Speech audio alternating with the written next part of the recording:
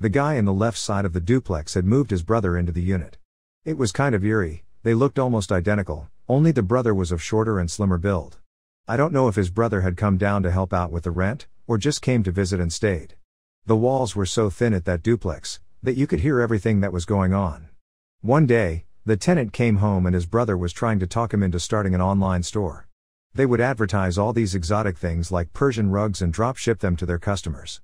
The brother said he could build the site, he just needed his brother to pay the hosting fees.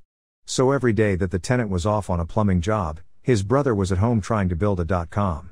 Then the trouble started when results were not forthcoming.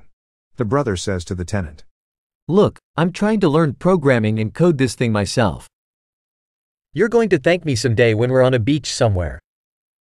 Then another day, you could hear the brother say, "You want your half and half of my half?" The tenant told him it was to help out with the bills, but the brother was offended by the notion.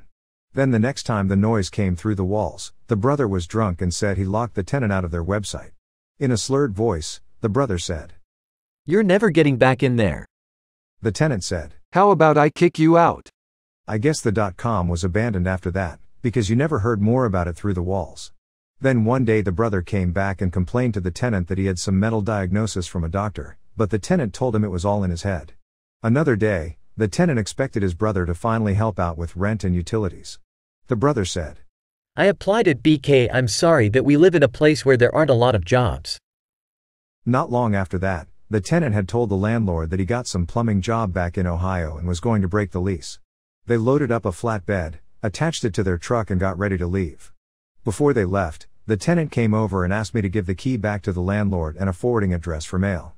After they left, I went over to their apartment and it was a mess. I saw an opportunity to make some money cleaning the place for the new tenants. So I went to the same pay phone I always called the landlord from to make my proposition.